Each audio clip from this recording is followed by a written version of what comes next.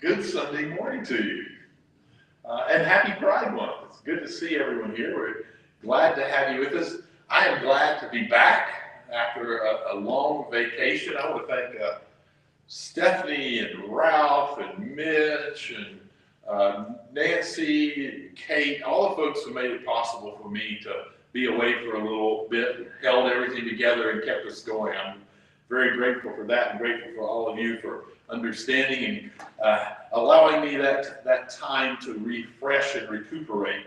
But we are glad that you're here with us today. Same for those who are with us online. You can find out more about us online at athinkingchurch.org. You'll find that web address just below me here.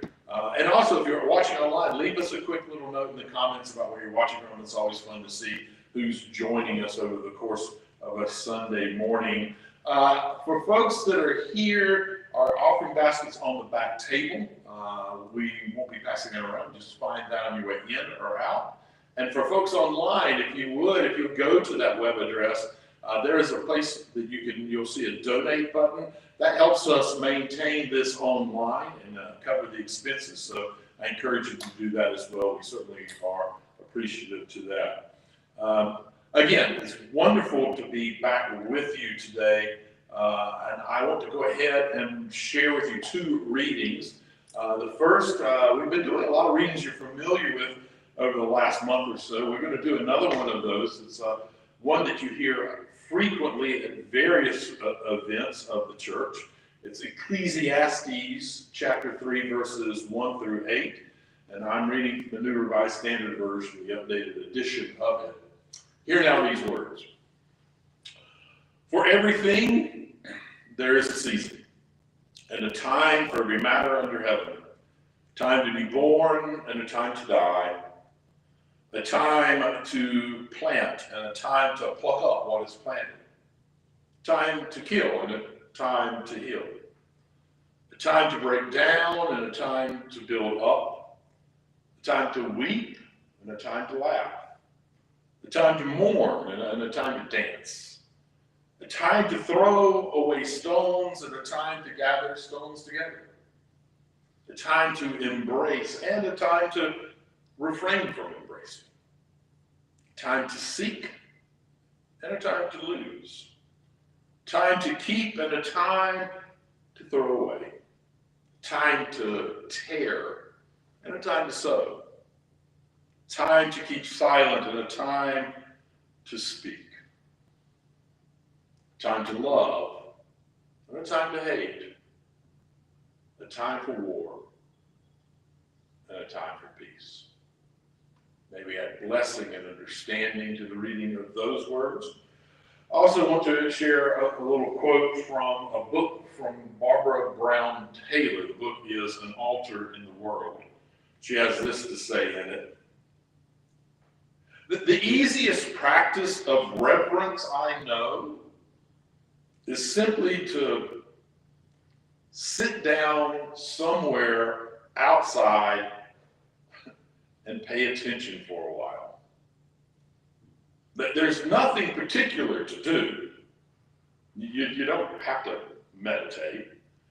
You do not have to breathe in a special way. You do not have to learn the Latin names of anything. The secret is to go slow, to pay attention, to not expect anything in particular, but to notice everything. The easiest way to find out where you belong is to slow down and let the world catch up to you.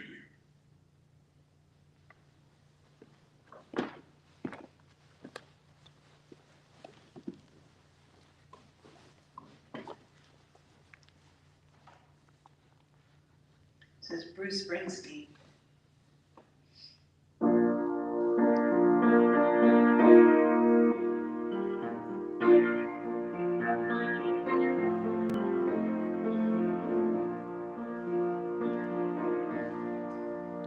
Tonight my bag is packed. Tomorrow I'll walk these tracks that will lead me across the border. Tomorrow my love and I will sleep beneath the auburn sky somewhere across the border. We'll leave behind, my dear, the pain and sadness we found here. And we'll drink from Bravo's muddy waters, where the sky grows gray and white. We'll meet on the other side, there across the border. For you I'll build a house high up on a grassy hill, somewhere across the border, where pain and memory have been stilled, there across the border. Meadows fill the air, pastures of golden green, roll down into cool, clear waters, and in your arms beneath open skies, I'll kiss the sorrow from your eyes, there across the border.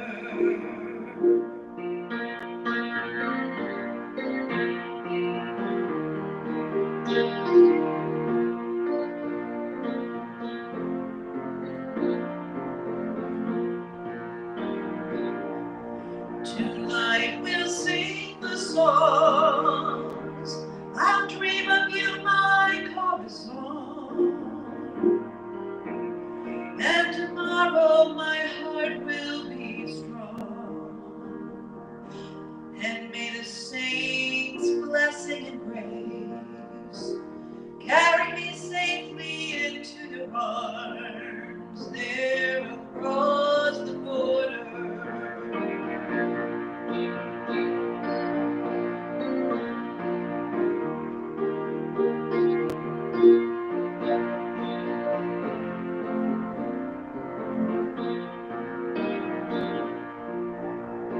For what we are, without hope in our hearts,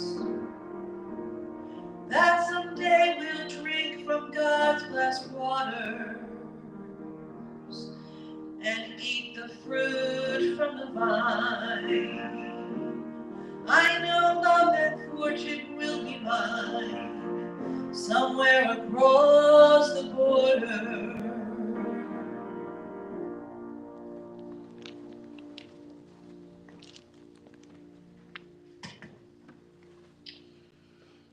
As I mentioned, today is the first day of Pride Month, and so typically I would do a Pride sermon. But here's the thing. I just got back from vacation, and I wrote this message while I was on vacation. And so as I was writing it, it turned out that it was going to be a lot on the beach, basically. But I also had been reflecting on Pentecost and was finding a lot of connective tissue between pride issues and the story of Pentecost. So next week is Pentecost, and we'll be talking about the connective tissue that I've found that brings the two together. So that's when we'll be addressing the Pride Month and some of the things that go along with that. Today, I'm going to be more of a philosopher. We're going to talk about the beach in a message entitled Sacred Lessons from the Shoreline. So, but before we get to the theology, let me confess something. I didn't really want to come back. I mean, not really. I mean, I miss all of you. I miss all of you, and I miss the rhythms of home. I even miss the sometimes incessant barking of both of our dogs. But there was something about standing on the edge of the ocean each day that made the thought of returning to regular life feel sort of off. Because the beach doesn't ask anything of you. It doesn't need your resume. It doesn't care what title you hold. It never once demanded that I have a plan for tomorrow. I just sat there, and it handed me salt air and warm sand and said, here, breathe, breathe. It's disorienting in the best way to feel that kind of peace. And in many ways, the beach preaches. It preaches. It's not a pulpit, but somehow that shoreline, the shoreline preaches better than, frankly, most churches that I've been in. Not with words, but with rhythms. Not with doctrine, but with presence. There's a sacred rhythm to the shore that no creed could ever contain. So somewhere between the salt in the air and the sand between your toes, the beach reminds you rest is not optional. It's elemental. As much as being a part of human as breath and tears and laughter and doubt. And unfortunately, it's frequently even more rare than any of those in our lives.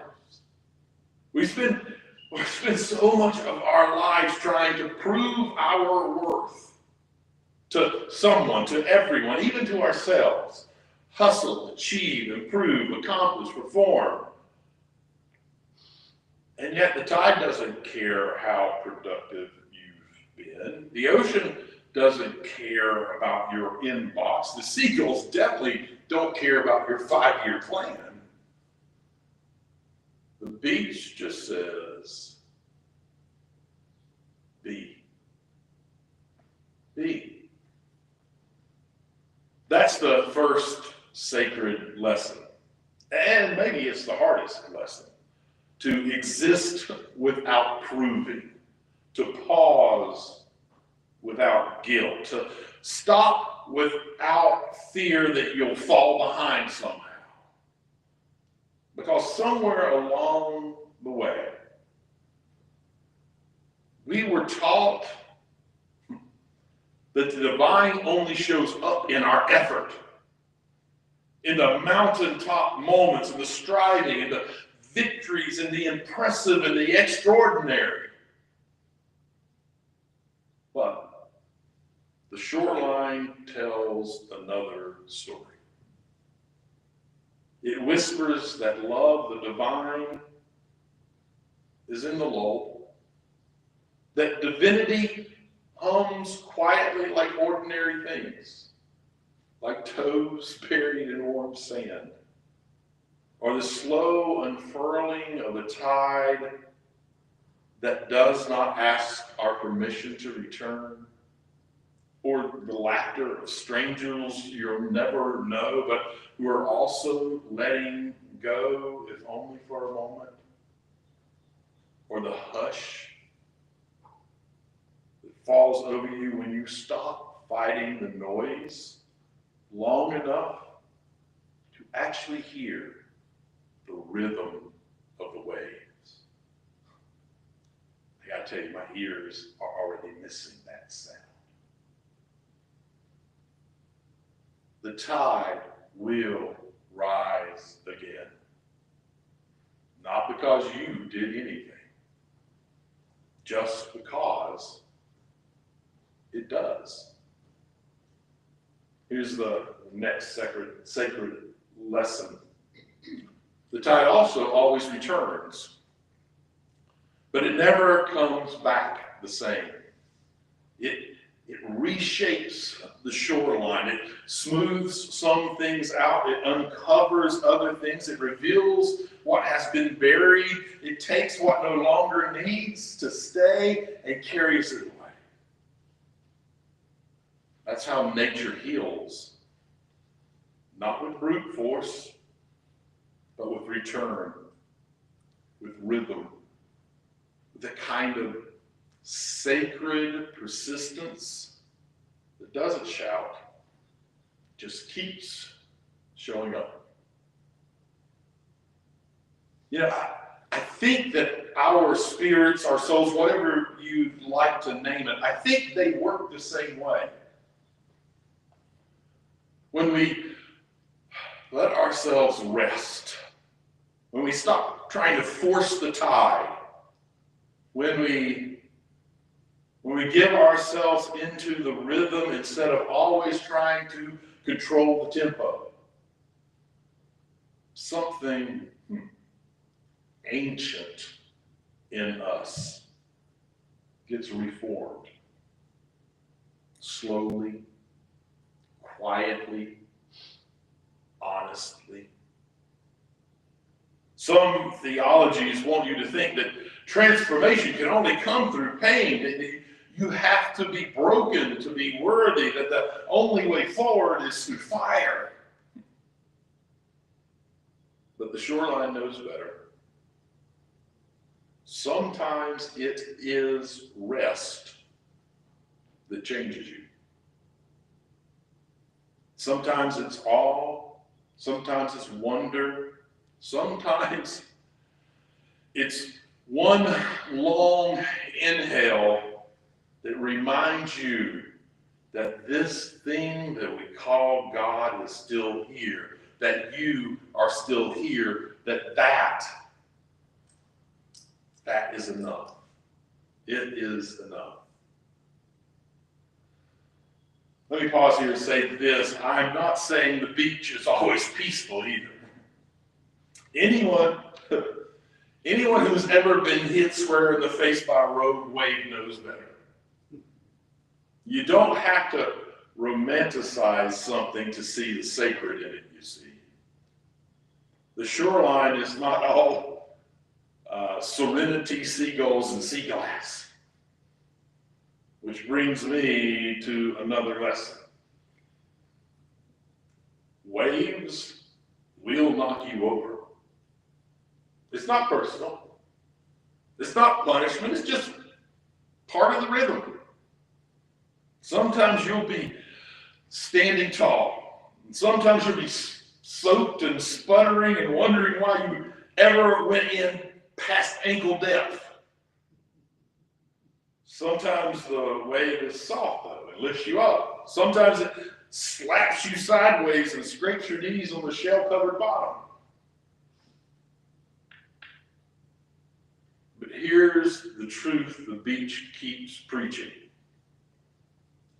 You get back up, not because it's easy, but because you can. And because rising is written into our bones, even when it's shaky, even when it takes longer than you would like. And still, the tide rolls in,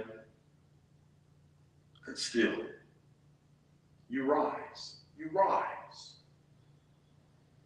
You know, the thought occurred to me, maybe that's what resurrection looks like on a Tuesday in the midst of life rather than on a Sunday morning at church. Because the shoreline doesn't need Easter to teach resurrection. It lives it again and again, wash in, wash out, knock down, rise again. Not once, not dramatically, but faithfully, repeatedly. That's the kind of resurrection we can hold on to. That's the kind that doesn't ask for applause. It just keeps going. Which brings me to footprints. You've probably heard the overused poem about only seeing one set of prints in the sand because God was carried. But you know, I'm less interested in poems about divine piggyback rides, and more interested in how fast those footprints disappear. You can pour your whole heart into a single step. You can sink deep into that moment. You can write your name in giant letters in the sand with a stick. And the next wave, gone. That's the fourth sacred lesson. It's a hard one. The waves don't ask what you're ready to release. They just take it. And maybe that's a gift too. Because some things we cling to just need to be taken. Our shame, our self-imposed timelines, our perfectionism, our fear that if we slow down we'll be left behind, our need to be understood by people who were never really listening. The tide doesn't leave anything behind. It carries it all somewhere. It says, you don't have to hold on anymore. And it doesn't ask you to understand where it's going. It just asks you to let go. Let go. Sometimes release is the holiest thing we can do. Here's something I noticed. Every morning at the beach, people walk the shoreline. They stroll along the edge of the water, eyes tilted slightly towards the horizon just before the sun peeks through and displays its shimmering reflection across the surface of the sea, and they just wait. No one schedules it. No one demands it. It just happens. Like clockwork, like worship. As the sky changes colors and the sun begins to rise, everyone for a few minutes shares the same all. You can't Instagram that in real life. You have to be there. You have to be there, fully present. And that's another lesson. Wonder requires presence. You don't get it in a rush. You don't force it. You can't manufacture it. But when it shows up, it shifts something. And maybe that's the real miracle. That all softens us. That the sky on fire, I can show you some pictures. That the sky on fire reminds us we belong to something bigger, something slower, something ancient, something alive. And no one has to say a word. And I think that's part of what Jesus was getting at. He didn't tell people to go build temples on the shore. He frequently simply taught from the water's edge. He walked along the coast. He told stories about seeds and storms and the sweeping up of a miraculous catch of fish. He pointed to the world around him. He pointed to the world around him and he said, look, it's already teaching you if you are willing to see it. Sometimes the beach is the sermon. And if the beach is a kind of preacher, and I guess it sort of is, it's not one of those angry pulpit pounders. It doesn't shout you into submission. It doesn't warn you about fire and brimstone. It doesn't promise certainty wrapped in fear. No, the beach preaches like a gentle mystic. It tells the truth, but kindly. It reminds you of who you were before the world taught you to be afraid. It tells you that healing is slow and it's sacred. The transformation doesn't happen by force. It happens by returning. So return. Return to rest, to stillness, to breath, to love, to awe. Return to you. Because here's the last lesson. You're not separate from this. You are not outside of the rhythm. You are not the one exception. You are made of tide and storm and stillness too. You're a part of this whole wild rhythm of rising and returning, of holding and releasing, of resting and resurrection. And if you need one more reminder, here it is. The shore isn't waiting for your perfection. It simply is waiting to welcome your presence. The tide doesn't hold a grudge. It returns faithfully. The waves don't wait for you to be ready. They come when they come. And this thing that we call God is there in all of it. In the rising, in the falling, in the letting go. So maybe the next time the world tells you to go faster, do more, be impressive, prove your worth, climb the ladder, hustle harder, maybe you can remember the tide. You can remember that waves don't climb ladders, they return. And so will you. And so will you. And maybe at this point it's worth me saying plainly that rising doesn't always mean going back to what was. Sometimes it means letting the old things ebb away completely, letting the familiar dissolve into the wide unknown. Sometimes it means the tide takes the shoreline we knew and doesn't bring it back the same.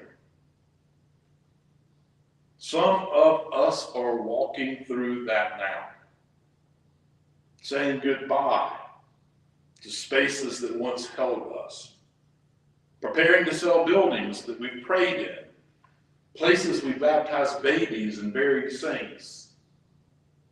And it's tender, and it's holy, and it's heartbreaking. But the shoreline teaches us that endings are never the end.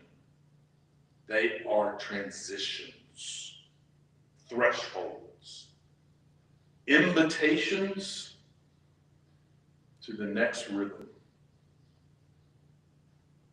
Yes, we may close one chapter. We may let go of bricks and pews and stained glass moments, but that doesn't mean the Spirit stops moving. If anything, it means we've made room for it to move differently. We'll still be together. It just might look different. But that's the rhythm of life, and that's okay. There is no resurrection without some kind of death. And there is no new life without some kind of release. But the tide will rise again, and so will we. Maybe not in the same place, maybe in the same place, maybe not the same way, but maybe similar to the same way. But still, rising, still becoming. The tide will rise again. And so will you.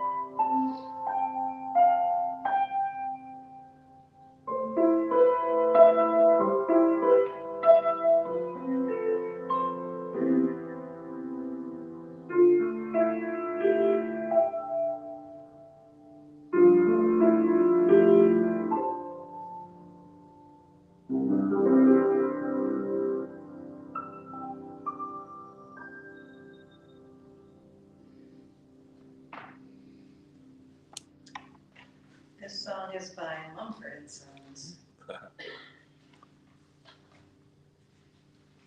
It's called Hopeless Wanderer. I hope I can turn pages.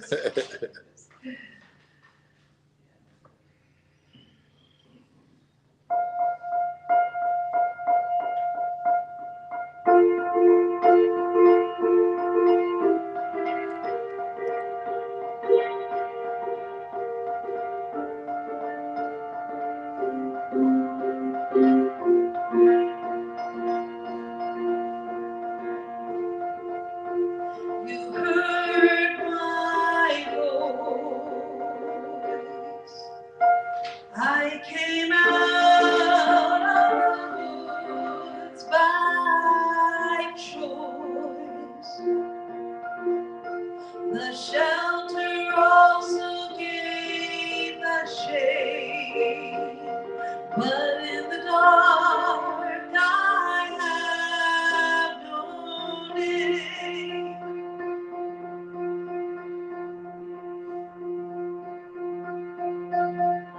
So leave that click in my hand, and I will remember the words that you said. Left a clouded mind and a heavy heart, but I was sure we could see a new start. So many ropes on fire,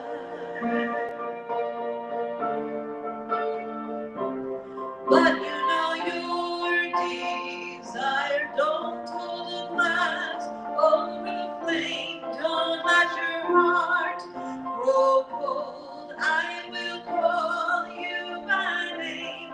I will share your road.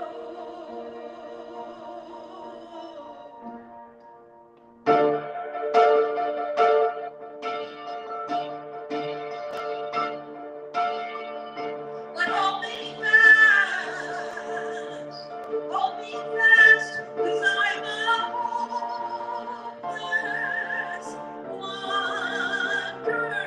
Hold me fast, 'cause I'm a hopeless wanderer.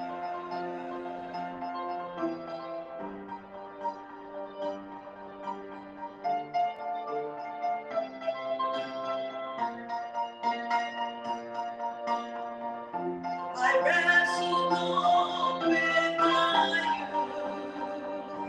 We tried so hard to live it through. But do not tell me all is fine. When I lose my head, I lose my spine. So have that thing in my head, and I remember the words that you said. You brought me out from the cold, and how I long to grow.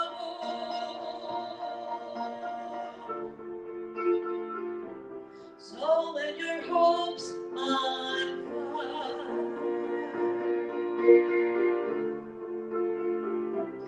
But you know your desire. Don't hold a glass over the flame. Don't let your heart grow cold. I will call you by name. I will share your road.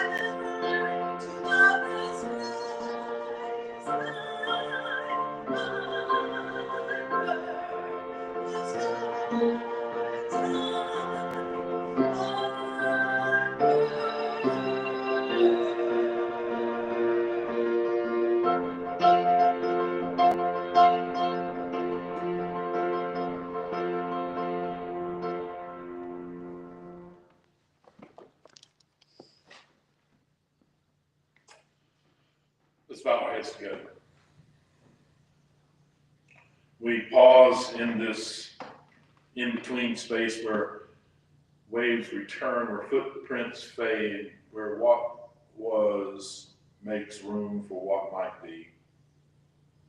We bring with us our weariness and our wondering, our fear of what comes next, and our deep aching hope that something new is being born. Let us breathe in the wisdom of the shoreline, that rest is not weakness, that letting go is not failure, that beginnings often wear the face of endings. May we be reminded that we are not called to force the tide, but to fill it, to honor it, to rise with it, to let it carry us to where we were always meant to go. And today, as pride dawns again, we remember that love has always moved this way, out beyond the lines they drew to contain it, crashing gently through the closet they tried to lock, returning again and again in the lives and the laughter and the liberation of queer and trans beloveds. For every body that was told it was too much, too different, too wrong, we name it now as sacred. For every spirit that was told it must be smaller to be safe, we speak this blessing. You are the image of God. You are not too late. You are not alone. You are exactly right. May we be unafraid to be reshaped. May we let the sea carry away what no longer serves. May we trust the rhythm of resurrection even when we can't see the shore. Because the tide will rise again. And so will we, proudly, sacredly, together. Amen. Receive this blessing. May you walk in harmony with each other and with creation, recognizing that we are one. And may you know love and happiness throughout your life. And may you share that love and happiness with all of those you meet.